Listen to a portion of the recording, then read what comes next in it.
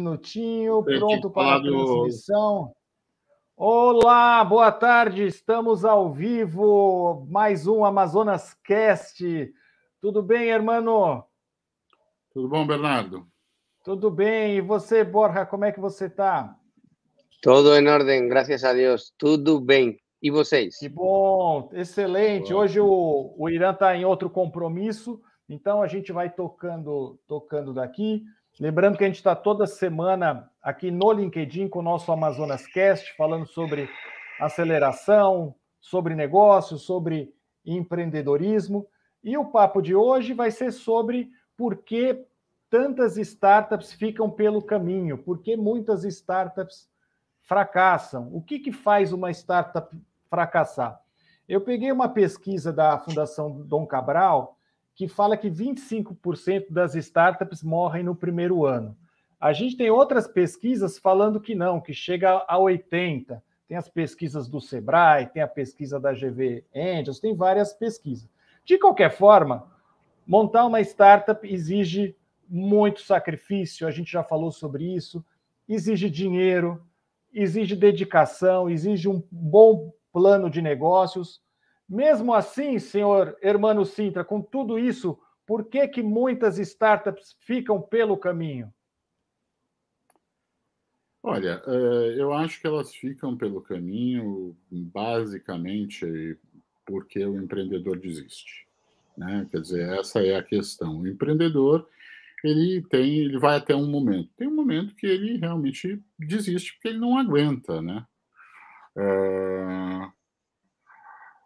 Então, o que a gente tem de problema aqui para resolver é bastante grande do ponto de vista de tentar entender, né, exatamente o que faz esse empreendedor ir para frente, né? Agora, ele Você desiste falou de muita que ele coisa. desiste, mas e os sócios? Os sócios ajudam ou atrapalham? Mas eu acho que ele desiste com os sócios, né? Essa é a questão. Ele desiste junto com os sócios. Quer dizer, o dinheiro acaba, essa é uma outra questão, o dinheiro acaba. Então, eu tenho uma startup, o dinheiro acaba. Eu tive uma startup no passado, o dinheiro acabou. Não tinha mais o que fazer, terminou-se a companhia. Agora, a Borja também tem os casos dele que ele pode contar. Agora, as razões são várias, mas eu acho que o fato em comum é que o empreendedor perde a motivação. As que continuam, elas continuam com muitos altos e baixos, né? Quer dizer, a gente tem histórias enormes, mas muitas histórias de startups que são hoje estupidamente bem-sucedidas que tiveram um momento de que o empreendedor quase desistiu. Né? O Airbnb, os caras tiveram a ponto de quebrar. Eles contam lá numa entrevista que eles dão para o Reid Hoffman do LinkedIn que eles estavam a ponto de quebrar. Num determinado momento, eles começaram a fazer sanduíche de metro para vender em evento para não quebrar. É verdade. Quantos é empreendedores fizeram esse par? E aí entra a persistência também, né? E até que ponto vai a persistência, né, Borja? Eu persisto até. Que foi o nosso assunto a semana passada, né, Bela? Exatamente, a gente fala de morte mesmo, né? Ou um dia o negócio vira, né, Borja? E a gente fala de o dinheiro acabou, né? Como pedir esse dinheiro também? Como que é atrás do investidor? Quer dizer, será que eu pedi pouco? Eu já peço um dinheiro a mais? Você tem bastante experiência, né, Borja? Sim, a verdade é que sim, Bernardo. Teve um tempo onde o fracasso se veia de mal olho, né? De mal ver, por falar assim. Mas hoje em dia todo mundo sabe que o fracasso faz parte do êxito, não tem outra, né? Você falava de persistência, o próprio Napoleão já falava, né? A vitória vem diretamente proporcional à capacidade de perseverança que você consiga ter. Mas eu te falaria uma coisa, os números que você falou, 25% de quê? De startups que estão formalizadas, CNPJs. Se nós contássemos quantos projetos não vão para frente e não se tornam CNPJ, deve ser assustador. É um volume terrível, né? Então, o que eu falaria para os empreendedores que possam estar ouvindo é: entenda bem os passos que você tem que dar em cada momento de sua vida empresarial ou pré-empresarial. Então, para você não se frustrar, não quebrar, ou seja, não quebrar nem sequer... Primeiro de tudo, um bom time que te acompanhe, que tenha o mesmo propósito, que seja complementar, né? Depois, uma vez estão engajados, entendam qual é o próximo passo. Bom, o próximo passo é nos assessorar. Ninguém nessa vida nasce sabendo. Então, vai para uma incubadora, vai para um Sebrae, vai para uma aceleradora, que há várias, onde você pode participar e entender os próximos passos. Se você seguir as técnicas e os consultores, que tem muito bom consultor para cada estágio, você minimiza esse risco de quebrar. Uma vez superado a primeira etapa do time, conceito e uma incubação e aceleração, aí vem a parte de investimento, que é outra etapa bem complexa, né? Acho que aí tem um funil bastante pesado, onde deve cair muito percentual de projeto, mas uma vez passado esse funil, chegou o momento de, tá bom, agora tenho algo de dinheiro, porque não é muito dinheiro, estamos na etapa de angel investment, incluso family and friends. Então, aí começa a se estruturar, se cria um CNPJ, novos desafios, administração de dinheiro. Aí, volto a falar, você precisa de um consultor. Você não vai ser capaz de programar próximos rounds de capitalização. Você precisa de alguém experiente, que já fez e pode te assessorar. Então, para não me alongar muito mais, o que eu falaria é que são etapas, cada etapa tem sua situação, precisa de seu assessoramento e, obviamente, quem passar essas etapas com mais segurança e robustez será capaz de chegar a ser, eu não falo um unicórnio, porque para ser um unicórnio é como Cristiano Ronaldo, Neymar, Messi, Benzema, é um 0,07% de toda a população de startup. Então, amigo, sua meta tem que ser realista. Vamos lá, vamos pensar grande, mas vamos passo a passo. Então, você está falando uma coisa importante, Borja, que é buscar ajuda profissional, né? Você está bem assessorado, isso é importante. Mas mesmo assim, hermano, quando o que acontece com muitas startups que a gente vê? Elas têm um boom no começo, primeiro ano aquela empolgação todo da equipe, e entra o dinheiro e o investidor, e começa muito bem, e aí devagarinho ela vai murchando, ela vai secando, os sócios vão indo embora, o investidor também vai indo embora. O que acontece? Como que é esse movimento, né? A startup que começa muito bem, decola, e depois o avião não se sustenta. Então, duas coisas. Primeiro, só fazer uma pequena correção ao Borja. O Borja falou 0,7%, né, das startups. De acordo com a CB Insights, que é uma consultoria americana muito importante no mercado das startups, é 0,4%, Borja, não é nem 0,7%, é um pouco menos. Só 0,4% das empresas que conseguem o investimento seed, né? Que não só o CNPJ, que eu acho que o comentário do Borja também é perfeito enquanto sobre as estatísticas, tá, Bernardo? Você falou uma estatística de 25, morre no primeiro ano, 50, e daí tem uma outra estatística que fala que 80% morre. Nós, no nosso planejamento de negócio, acreditamos em 90% morrer, né? É o que a gente faz com um número até mais pessimista, mas eu acho que o Borja matou ali a diferença entre essas estatísticas, que é realmente o ponto onde você começa a medir a morte, né? Se você começar a medir do campo da ideia, como o Borja falou, é muito mais que 90, inclusive. Quantas ideias que não, né, nem chegaram a virar o CNPJ, como o Borja disse. Essa pesquisa da Dom Cabral é justamente isso, são as que já estão ativas com o CNPJ, por isso que diminui um pouco. E quando a gente pegar as mais early stages, esse número aumenta. Então é difícil essa estatística. Mas agora, falando sobre por que algumas voam e outras não voam, eu acho que é importante falar sobre a ideia do voo de galinha, né? O voo de galinha é aquele voo que não chega muito a subir muito, né? A galinha voa, mas só consegue voar perto do chão, né? Ela não consegue levantar voo de verdade. E o problema do voo de galinha é muito, é clássico, vamos dizer assim, ele é muito comum, que são o quê? Os primeiros investimentos que são muito aquém daquilo que a startup precisa. Então, o que acontece é que o investidor, o empreendedor, quando ele está lá com a startup, ele está louco pelo primeiro investimento. E muitas vezes ele aceita primeiros investimentos que estão muito aquém da necessidade real da primeira fase de projeto. E daí o cara consegue o dinheiro, ele consegue começar a fazer coisas, mas ele jamais consegue chegar nas estatísticas, né? Aqui, nos números, nos KPIs, ou nos Key Performance Indicators, ou agora mais modernamente, nos OKRs, né? Nos Objective Key Results, que realmente fariam ele ter um segundo investimento. Então, muitos primeiros investimentos acabam fazendo esse que é chamado voo de galinha, ou seja, não são suficientes para sustentar a estratégia até estar pronto para um novo investimento. A gente viu isso em mais de uma oportunidade, eu acho que até muitas vezes os investidores iniciais de primeiro, principalmente investidores anjos sem muita experiência, cometem até o erro de fazer um investimento flat, né? Fazer um investimento que é todo mês o mesmo investimento, que é errado. A startup tem que mostrar resultados crescentes. Então, o investimento tem que crescer também.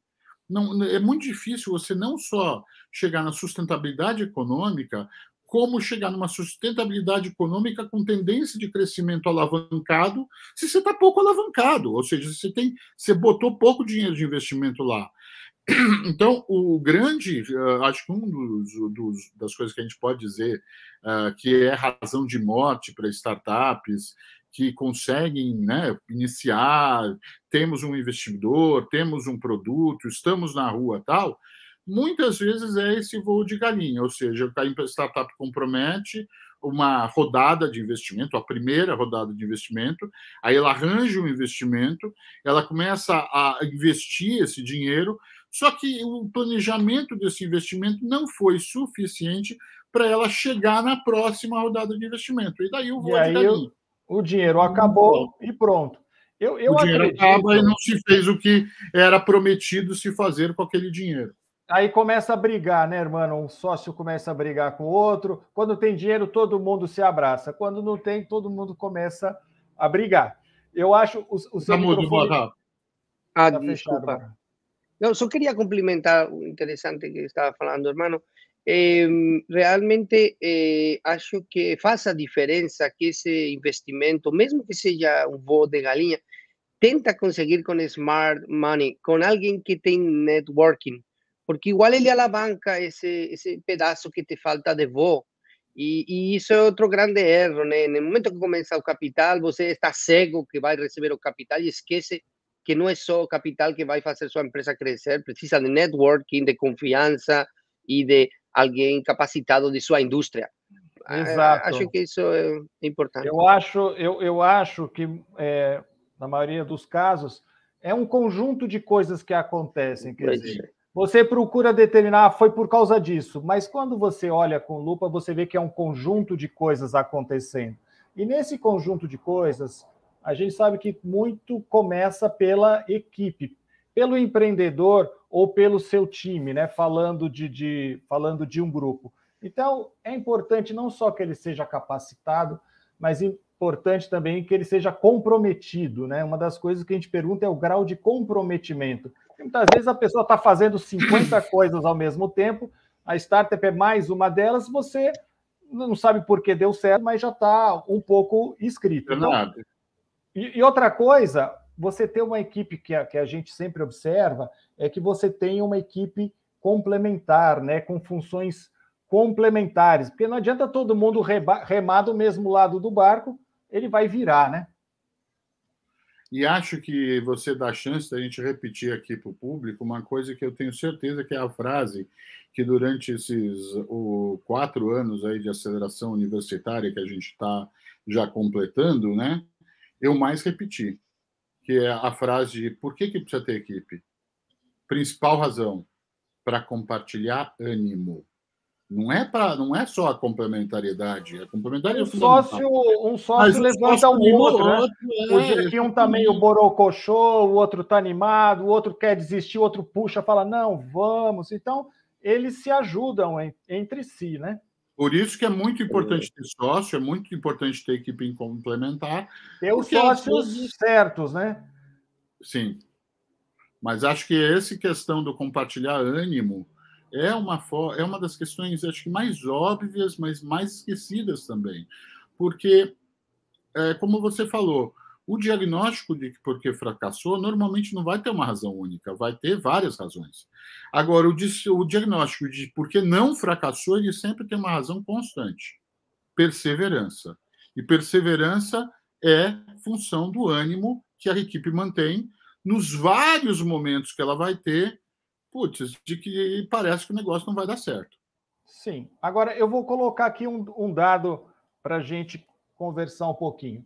Você tem o seu plano de negócios, a sua equipe complementar, você conseguiu o investimento, mas pode ser que a sua solução ou o seu produto se torne obsoleto ou não se torne mais necessário, mesmo você tendo feito todos esses passos corretamente. Pode ser que daqui a um ano aquilo que você havia planejado e pensado realmente não atenda mais uma real necessidade do mercado. E esse também é um dos motivos, quer dizer, não é por incompetência da equipe, muitas vezes, ou por falta de capital, mas realmente aquele produto deixou de fazer sentido daqui a um ano ou dois. E aí a gente tem os exemplos das empresas que viram a chave, né? Ou pivotam, como se diz agora no jargão, ou simplesmente deixam de atuar naquela área e vão fazer outra coisa. Quer comentar, Borja? Bom, concordo plenamente com o que você falou. Temos visto isto em grandes startups, em grandes empresas, né? Que começam com serviços financeiros e começam também a fazer spin-offs para temas de automobilismo, seguros, etc. Faz parte do empreendedor. O empreendedor é uma célula viva que tem que se adaptar ao meio, né? E o meio cambia, a economia cambia e tem suas imprevistos, né? Só temos que ver o que aconteceu nestes últimos 5 anos. Quem que tem a capacidade de suportar virar? O irmão falou Airbnb. Nossa, estuve pertinho de fechar, pertinho. Logo temos casos de empresas de bicicletas compartilhadas, patinetes, Exatamente. que tiveram que fechar mesmo. O Uber mesmo fechou e não patinetes. Foi falta de planejamento financeiro, nem foi falta de investimento, nem foi Mas aí que tá. Inabilidade de usar o recurso. Então, aí que está. Por isso, nesse momento, você tem que ter alguém que te assessore ou no board, alguém competente que seja capaz de diversificar teu risco. Mesmo que ele não seja capaz de prever uma pandemia, porque ninguém é capaz de prever isto, a exceção de Bill Gates, que seja capaz de te falar, diversifica aqui e aqui, porque pode acontecer isto com a inflação e com os juros do Banco Central e que te quebrar nesse aspecto. Começa a investir em outro aspecto. Aí começa a consultoria do... Quem, por exemplo, Warren Buffett está dando consultoria a Nubank. A sorte que tem esse senhor, ou sorte não, né? Ele deve merecer. Mas é espetacular. Você tem uma das pessoas mais experientes da Bolsa de Valores de Estados Unidos te assessorando para onde você tem que ir, ou pelo menos te advirtindo os perigos. Então, isso é o que temos que procurar. Obviamente, nós não vamos a ter todos a possibilidade de estar com Warren Buffett no board, mas podemos ter um profissional, um executivo, um familiar que tenha muita experiência. Normalmente, as startups nascem em temas de universidade, ou seja, em entornos universitários, familiares, e que dão certo, dão certo. Eu acho que, complementando o que o Borja fala, e também fazendo uma divergência com o que você propôs, Bernardo, eu acho que é mais comum a gente ter startups com produtos à frente do seu tempo do que com produtos que caducam rapidamente, né? Então, muitas vezes eu vi startups aí que estavam propondo coisas que você diz, putz, isso era para dar certo, não deu certo, a startup quebra e 2, 3 anos depois, 5 anos depois, 6 anos depois, vem uma outra startup com a mesma ideia e a startup dá certo. Aí você diz, o primeiro time era incompetente, o segundo time... O primeiro era incompetente, o segundo é competente. Muitas vezes não, o mercado estava próximo de realizar o potencial daquele produto no momento, 6 anos depois, e não estava lá na frente. Eu falo isso até para poder me desculpar do meu próprio fracasso com a minha startup nos anos 2000. Eu acho que a gente estava muito à frente do momento. A gente olhou e criou algo que o mercado não estava pronto para fazer. Até porque o que a gente queria fazer, que é um marketplace para pequenas empresas, hoje existem os marketplaces para pequenas empresas, muitas vezes até subsidiados por governos, né? Naquele momento, a gente tentou fazer uma coisa diferente. Só para complementar, Bernardo, eu acho que as duas coisas que a gente consegue oferecer e que são fundamentais e difíceis, né? Primeiro, é uma coisa que todo mundo conhece, que é você fazer direito à matriz SWOT. Você fazer, infelizmente, traduzida como matriz fofa no Brasil, né? Mas você fazer a SWOT, entender quais são as oportunidades, entender quais são os riscos, estar esperto, né? Estar atento a isso é fundamental. Então, uma matriz SWOT muito bem feita, bem pensada, bem olhada, olhando o que é efetivamente oportunidade, o que é efetivamente risco, que está no externo, não está na empresa. Eu estou cansado de ver o pessoal fazendo matriz SWOT e não saber diferenciar forças e fraquezas de oportunidades e ameaças, e é isso, forças e fraquezas olha para dentro, para a empresa, para o que ela é capaz de fazer, ameaças e oportunidades estão fora, estão no mercado. Essa é a primeira coisa que eu acho que é importante prestar. Até a segunda são as externalidades, e as externalidades são muito difíceis de prever. Mas eu vou discordar do Borja. O Borja disse que ninguém era capaz de prever a pandemia. Muita gente, além do Bill Gates, previu a pandemia. Muitos estudiosos previam a pandemia. O que o mundo não foi capaz de fazer foi fazer qualquer coisa para evitar os efeitos da pandemia.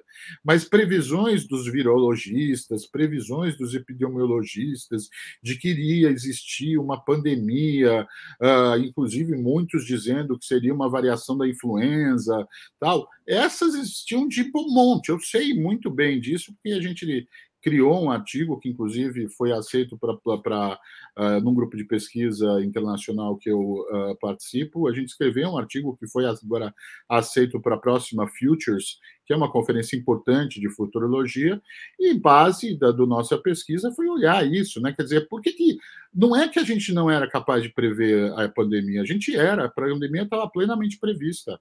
O problema foi que o mundo não foi capaz de se preparar para a previsão. A previsão existia, ninguém fez nada. E tem um caso famosíssimo, né, que eu sempre conto quando eu vou falar de planejamento estratégico, que é o nascimento do planejamento estratégico por cenários, com um grupo dentro da Shell, e que essa história precisa ser repetida, é uma história clássica, mas a Shell era a menor das 7 irmãs do petróleo, né? Existiam 7 grandes empresas de petróleo nos anos 70, e a Shell era a menor delas. Vem a primeira crise do petróleo, nenhuma das empresas de petróleo tinha se preparado para esse cenário, e a Shell tinha montado um grupo de planejamento de cenários, capitaneado pelo Peter Schwartz, que depois escreve um livro muito importante chamado The Art of the Long View, a arte da visão longa, que é um clássico, todo mundo devia ler, é fundamental esse livro, e o Peter vai lá explicando, olha, o que a gente fez lá era nada mais que óbvio, a gente previu um cenário. Ele diz, olha, pode ser que tenha, pode ser que não tenha, um cenário de crise do petróleo. Aí eles previram exatamente como aconteceu, como a formação de um cartel e a decisão de colocação de preço por um cartel, que é a OPEP, né? E eles previram uma série de ações de mitigação. E algumas ações de mitigação. E a Shell se tornou a maior das empresas de petróleo depois disso, não a menor das 7 grandes. Agora, né? eu queria... Se tornou a maior.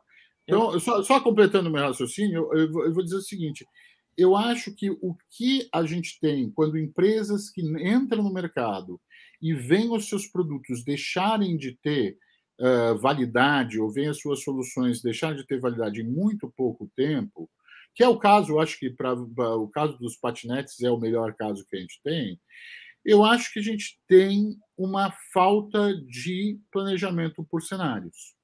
Então, os cenários são geniais, porque eles mostram coisas díspares. Eu lembro, aqui eu vou contar mais uma história rápida, eu lembro quando me foi proposto o trabalho de montar o que veio a ser o Virtua. Eu trabalhava para a Globo, né, para a Globo Cabo, que era a holding da Grupo Globo para televisão por assinatura, e o meu chefe me entregou um paper de uma empresa que não existe mais, infelizmente, era uma empresa genial, chamada Global Business Network, e esses caras tinham descrito 3 cenários para a internet. Naquele momento, ninguém de nós podia dizer qual dos cenários daria certo. Mas a gente tinha 3 cenários, e você se preparar para os 3 cenários é fundamental. Então, eu acho que empresas que lançam produtos e que veem rapidamente esse seu produto perder a relevância, elas não pensaram direito nos cenários divergentes que são possíveis para o mercado que ela atingiu. E é verdade que, claro, o mercado, como ele é vivo, e a gente tem sempre negócios sendo revistos. Acho que é o caso do metaverso agora, que não é uma ideia original, uma ideia para esse momento. É o caso do carro elétrico, por causa da questão da sustentabilidade, a gente está falando de crise do petróleo, uma alternativa, né, para o petróleo. Carro elétrico, só rápido parede.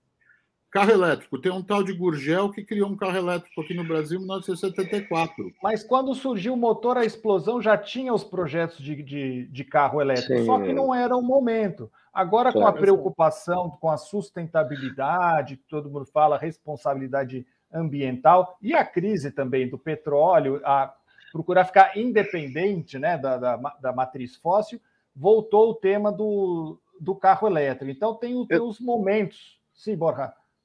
Sim, não, com certeza temos abordado vários momentos o tema do timing e de estar antes de seu tempo, mas isso vai correlato com o que eu quero falar.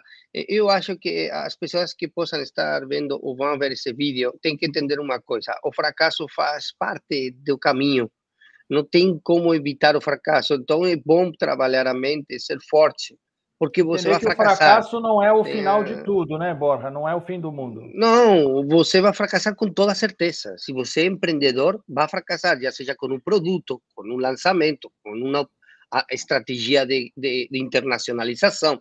Você vai fracassar, não tem jeito. Mas disso se trata. O jogo é esse, é o xadrez. Você tem... E tenta de novo, né, Borja? Vai fracassar uma vez, com certeza. Tenta de novo, se você é um empreendedor de verdade. Claro, nós aqui não somos só consultores ou mentores, nós somos empresários. Eu fracassei na minha vida mais de 6 vezes, não 2 nem 3, mais de 6. Mas eu também acertei, mais de 3. Então, essa questão é um jogo sério, muito sério. E acho que tem uma coisa que para a gente complementar com o Borja, dado que a gente está chegando aqui no nosso final, e a gente tem uma pergunta da última para responder ainda, né, Bernardo? O que é importante entender desse fracasso é que ele é fonte de aprendizado. Né? Então, hoje, a gente olha, né, um cara como Niklas Enstrom. Quem não liga o nome a uma empresa é o fundador do Skype. Cara, esses caras tinham quebrado 2 empresas antes, inclusive uma chamada Kazaa, que todo mundo aqui que tem uma certa idade conhece, que não deu certo enquanto empresa, embora tenha sido um fenômeno mundial, mas que tinha provocado como principal resultado para eles uma ordem de prisão nos Estados Unidos. Tanto que eles não podiam pisar nos Estados Unidos para buscar investimento, porque eles tinham ordem de prisão nos Estados Unidos por causa do Kazaa. Cara, isso não foi o suficiente para fazer o Niklas Enstrom e o sócio dele na época, Janus Friis, desistirem. E eles pensaram naquilo que eles tinham uma tecnologia, era um motor de compartilhamento par a par, peer-to-peer. Eles pensaram naquilo, criaram uma ideia de telefonia usando aquilo e criaram o Skype. Cada um desses 2 senhores levou para dentro, ao venda do Skype, rendeu para eles $1,1 bilhão. que na época Mas eles foi quebraram grande... no começo, antes. Sim, eles quebraram antes. Eles e depois voaram, foi a grande solução, era a grande ferramenta de comunicação instantânea que todo mundo usava, e agora já não é mais. Aí agora a gente vai ter, eu vou cometer um deslize aqui. Aí eles foram comprados por uma empresa que tem o dom de enterrar tudo que compra. Mas compraram talvez para matar a marca, justamente colocar o Não Bom, sei, mas não, porque aí, eles não irmão, fizeram nada com isso. aí eu vou te falar, não, eu conheço empresas participadas pela Microsoft que vão muito bem. A questão é quando ele... Eu não conheço, você pode me dizer uma depois, mas não agora. Não, é o que a gente falava. Onde estamos fazendo a live, LinkedIn. LinkedIn não então, tá bom, é verdade, LinkedIn foi comprado. Então, mas a questão não deu tempo ainda, hein? Não deu tempo. Daqui a pouco entra outro concorrente, sim. Sim, bom, faz parte quando você é adquirido por um grande grupo, as culturas e a complexidade. Mas, bom, vamos responder então ao Diogo, Luiz Abreu, que ele fez uma pergunta. Eu queria só, antes da pergunta do Diogo, vamos deixar a pergunta do Diogo para o final, mas eu queria só amarrar essa conversa dizendo que o momento parece bom, apesar dos fracassos, o momento parece bom para as startups, para o empreendedorismo no Brasil. Eu cresci ouvindo muito sobre essa questão da burocracia, né, irmão, no Brasil, para abrir empresa. Não valia a pena abrir empresa no Brasil, o empresário mais sofria do que tinha satisfação com o seu negócio, tudo era contra o empresário. Além do Brasil ser enorme, por um lado é uma ótima oportunidade de mercado, mas por outro lado também tem um desafio aí logístico enorme, né? Então, eu queria só um comentário. O momento é bom para a gente ficar também no positivo, né? O momento é bom. Como é que está essa questão da... Eu acho que até o Hermano vai comentar, Hermano, já imagino que você vai comentar a questão do venture capital, dos investimentos, dos anjos. Isso é um mercado que não existia antigamente. Agora a gente está mais maduro? Não existia. O mercado hoje está muito, muito, muito mais maduro no Brasil. Está mais maduro fora do Brasil também.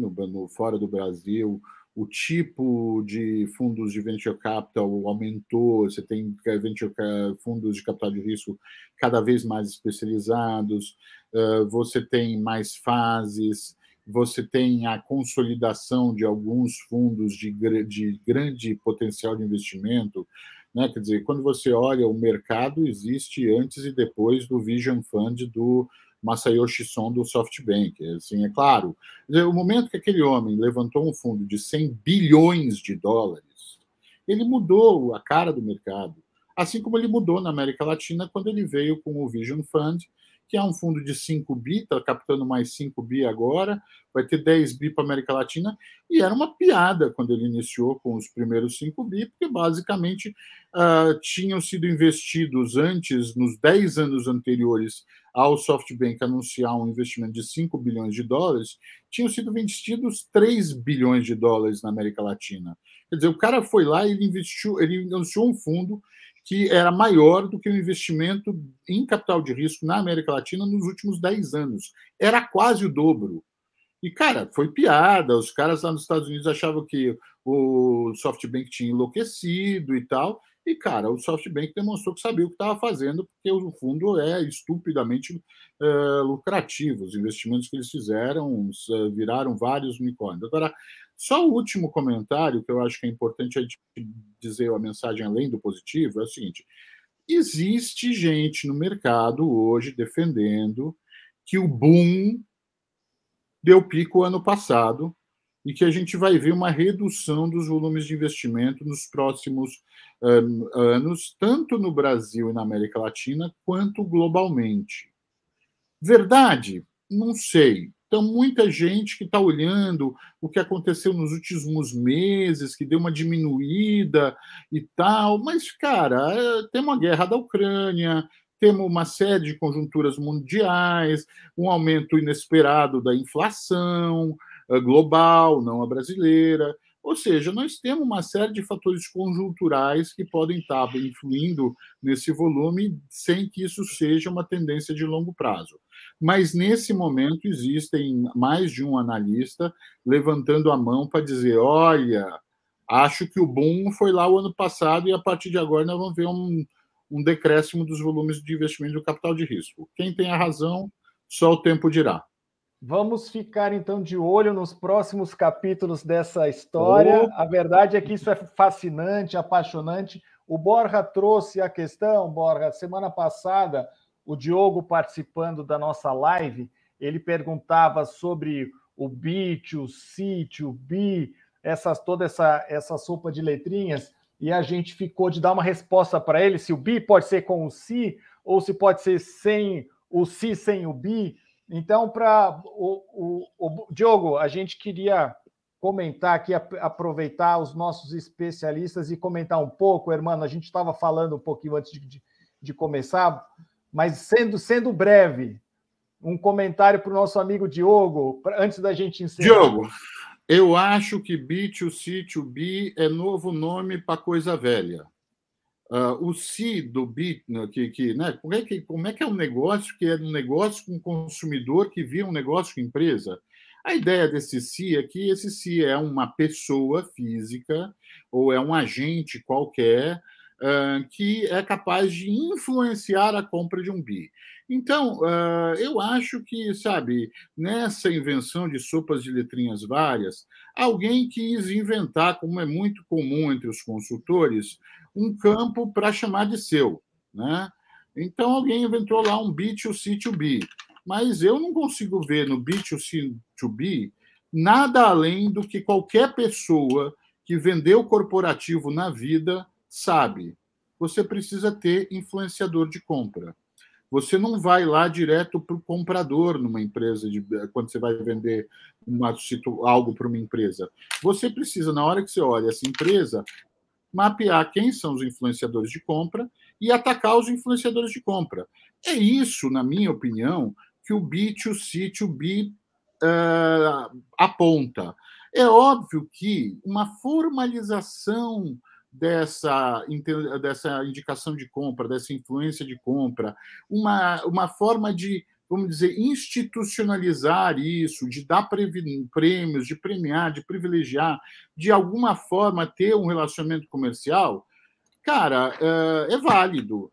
Mas vamos lembrar que finder's fee, né, a taxa que é paga pelos negócios para alguém que indica um negócio, né, a taxa de indicação, ou finder's fee, como se costuma dizer em inglês, cara, existe faz pelo menos se eu for chutar uns 80 anos aqui, não é novidade. Então, tá bom, institucionalizar, criar algum esquema para fazer a coisa ficar mais dinâmica com o influenciador de compra, beleza, pode ter oportunidades no B2C2B, mas estamos dando nome novo para coisa antiga.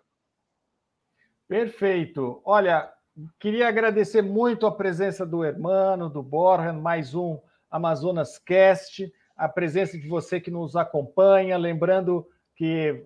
Vamos agradecer o Wagner Denis aqui, que deu bom dia. Que já mandei, mandei um alô para ele aqui no próprio LinkedIn, um abraço para o Wagner Denis, diretor de comunicação do Instituto Capoc, nosso grande amigo e parceiro. E lembrar que a gente volta semana que vem com mais um Amazonas Cast. Nos acompanhe, um grande abraço a todos e até mais.